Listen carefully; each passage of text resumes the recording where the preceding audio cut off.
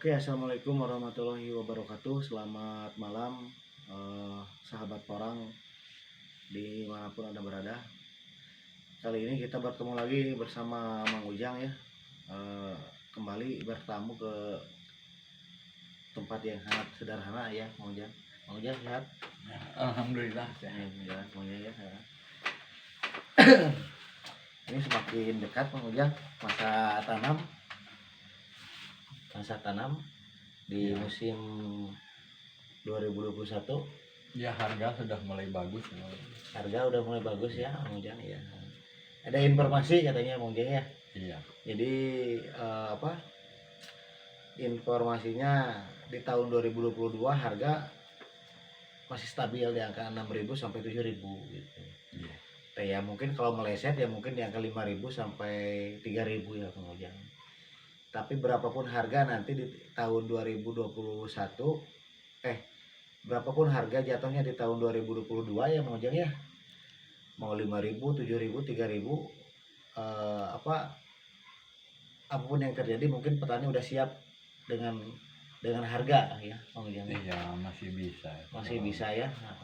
Misalnya harga 3.000 ya bagusnya di atas 5.000 bagus. Iya, harapan petani ya Mang Ujang, harapan petani ya.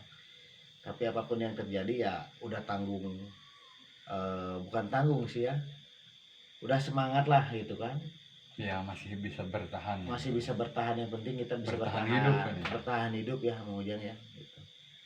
Jadi apapun yang terjadi, harga, gejolak harga atau prediksi harga ya yang diperkirakan nanti jatuh di angka berapa di tahun 2022, di angka 7.000, 6.000 kah atau sampai 3.000 ya mungkin kita semua, saya juga sebagai petani, Mang Ujang sebagai petani, dan semua petani di seluruh Indonesia udah siap ya dengan angka harga yang nanti mungkin terjadi di pasaran ya Mang Ujang. Mungkin di tingkat petani, di tingkat pengepul sampai ke tingkat pabrikan ya Mang Ujang ya. Iya. Ya. Jadi antisipasinya kita lebih diperhemat aja ya, dari mulai biaya garapan, biaya operasional lain sebagainya ya Mang Ujang ya.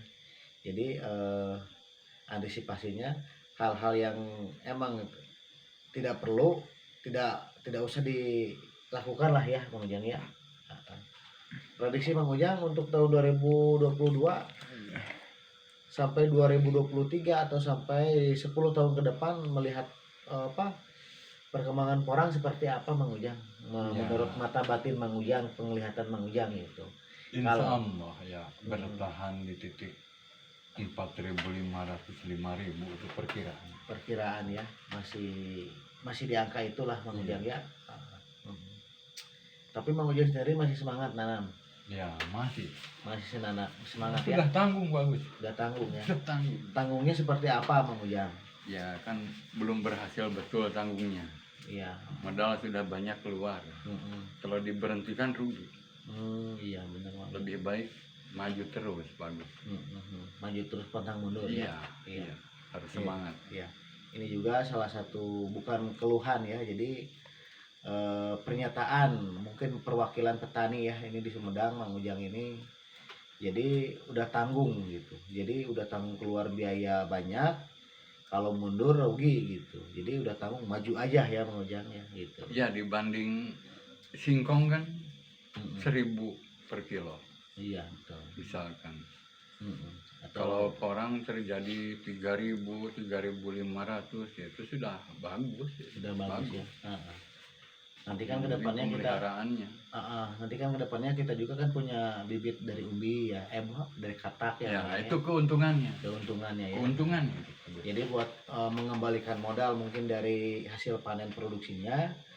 Nah nanti kita mencari keuntungannya di beberapa musim ke depan dari di saat bibit katak ya. Biji katak itu disemai, nanti kan masih menghasilkan lagi.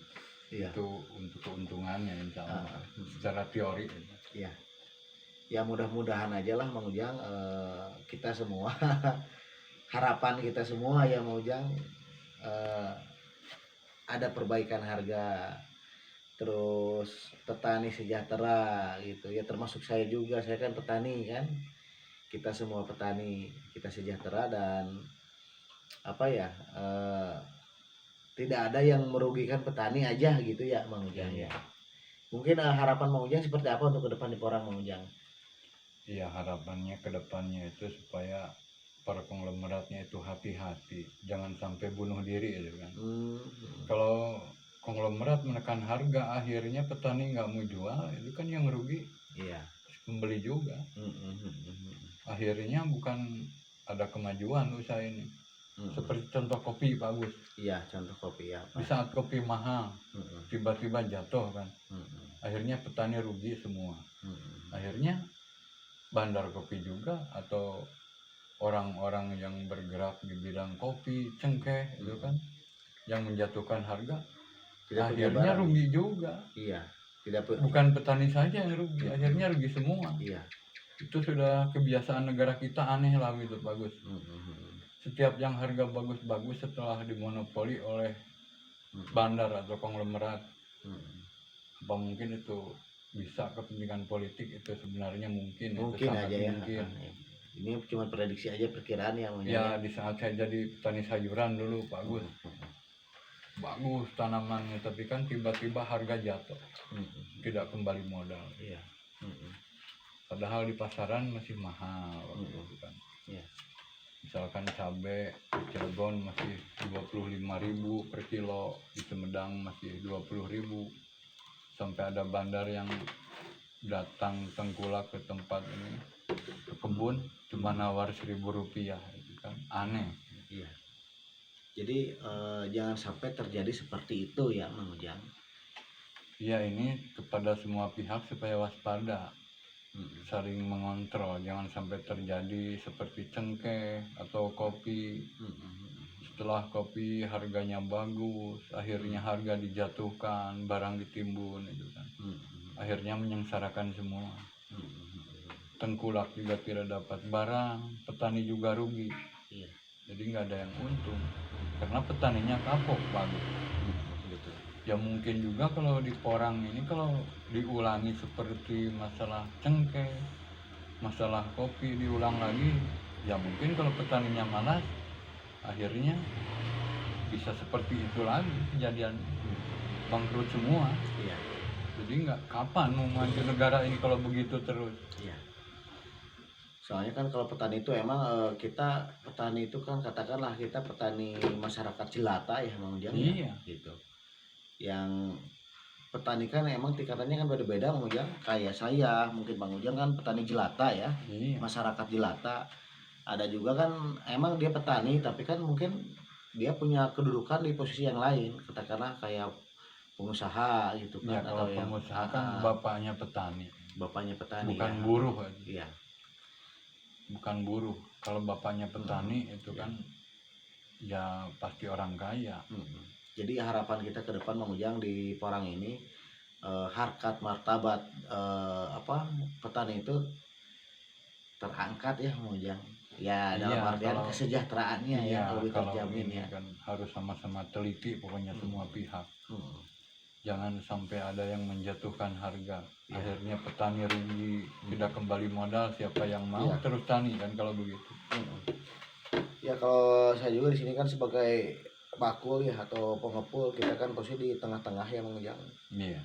Kalau misalkan harga ke pabrikan ya murah, kita kan mungkin nurunin harga ke petani. Iya. Kalau misalkan harga ke pabrikan ya tinggi, kita kan bisa naikkan lagi harga ke petani gitu kan. Iya. Sebenarnya posisi saya emang di tengah-tengah kan. Kita posisi nggak ada di pihak eksportir, pabrikan enggak sih. Kita lebih condong ke petani. Cuman kan sebenarnya saya sendiri tidak mengharapkan harga itu jatuh, tidak mengharapkan harga itu murah, tidak gitu kan. Ya kalau harga bagus kan lebih bagus lagi gitu ya Mang Ujang. Cuman kalau kita melihat dari dua sisi atau dari sudut pandang yang berbeda ya Mang Ujang. Kalau kita dari sisi harga yang murah ya mungkin saya sebagai bakul ya modal pas-pasan mungkin bisa cukup untuk beli gitu kan. Misalkan jatuh di angka 3.000, kita dapat 3 ton atau misalkan 5 ton cukup dengan uang 15 juta. Iya. bisa dapat 5 ton. Kalau misalkan harga di atas 5.000, 7.000 berarti kan 3 ton aja udah 21 juta kan gitu. Iya. Apalagi 5 ton sampai 10 ton. Cuman semua ini kan harga emang fluktuatif naik turun gitu kan Bang Ujang. Yang menjadi barometer kita masalahnya dari modal kan gitu. Misalkan petani itu beli biji dari kata misalkan atau dari bibit umbi dengan harga sekian Mahal. dikalkulasikan. Nanti kalau jatuhnya perkiraan kita meleset misalkan perkiraan nanti tahun 2022 di angka sekian, taruhlah di angka 7.000 pas dalam kenyataannya panen di angka 5.000 atau 3.000. Nah di situ kan kasihan lah petani ya, Ini berat. berat Petani ya. berat. Paling kembali modal kalau harga Iya. 3.000. Ya makanya di sini kita mungkin dalam percakapan ini ada yang mendengar ya Bang Ujang, pihak-pihak instansi atau misalkan orang-orang yang punya andil besar di perporangan supaya harga kita nggak mengharapkan mahal, enggak lah sampai sekilo 10.000 atau 20.000 enggak lah, standar aja sampai 7.000 8.000 Iya, udah cukup ya Bang Ujang bagus ya. itu kalau di Soalnya atas 6.000. soalnya di angka bibit di harga bibit tahun sekarang itu kan jauh berbeda di tahun kemarin. Dari tahun kemarin umbi 10 up kan sampai 70 80 kan. Kalau sekarang paling mahal kan 35.000 40 ya. Itu juga sampai terkecil kalau root ya maunya 45.000. Nah, ini kan udah ada harga yang baru di mana untuk persiapan di mana harga kalau sekalipun panen di angka 6.000 7.000 masih ketemu gitu kan. Iya. Tapi kalau tahun kemarin kita beli dari katak juga sampai ada yang 350.000 400.000 gitu kan jatuhnya di angka masih ketemu di angka di atas 10.000 ya. Kalau pas sekarang panen di angka 6.000 5.000 ya mungkin agak sulit juga ya maunya. Jadi memanfaatkan momen ini bibit agak standar harganya murah, kita nggak muluk-muluk mengharapkan di tahun depan nggak nyampe di atas 10.000 juga ya standar lah di angka 8.000 7.000 6.000 masih ada Ya, masih harapan sama itu. masih ada harapan sama. untung ya Bang Ujang ya gitu. Oke, sahabat, ini bersama Bang Ujang jadi petani kita analisa atau harapan untuk kedepannya, harapan kita semua jadi harga orang bisa stabil lagi, petani bisa gembira bahagia dan kita bisa menikmati hasil panen sama-sama ya Bang Ujang ya gitu. Iya, cuma pesan saya begini ya, kepada seluruh aparat, hati-hati ya, tolong perhatikan supaya tidak terjadi penimbunan barang atau ada yang menjatuhkan harga terlalu drastis, itu kan merugikan semua. Jadi semua pihak mohon ya saling gotong royong lah, saling mengawasi supaya harga stabil biar enak semuanya. Oke, Bang Ujang. Jadi gini Bang Ujang, sedikit saya luruskan ya. Kalau di Porang kayaknya di Timun nggak mungkin lah. Mungkin ini aja mungkin sih Bang Ujang. Kayak misalkan sekarang kita ngechip di Timun atau kita ngechip open gitu kan dijual tahun depan mungkin ya. Cuman proses sekarang mungkin sedikit berbeda ya gitu. Kalau dulu chip itu masuk langsung ke Tiongkok, kalau sekarang kan Tiongkok lebih menekan tepungnya gitu. Kayak misalkan PT New Star Konjak atau PT Ambiko atau Asia Prima Konjak ya gitu. Misalkan mereka seumpamanya tahun-tahun sebelumnya kirim ekspor itu berbentuk chip setengah jadi. Nah sekarang permintaan Tiongkok itu ada informasinya mintanya tepung langsung. Ada yang diprosesnya di Thailand dulu gitu ya. Kalau ke arah sana itu udah rumit ya.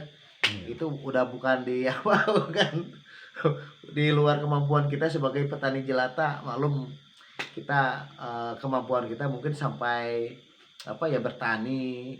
Saya juga mungkin cuman cari barang dapat barang jual gitu aja. Maklum kalau saya kan orang bodoh ya, nggak tahu apa-apa.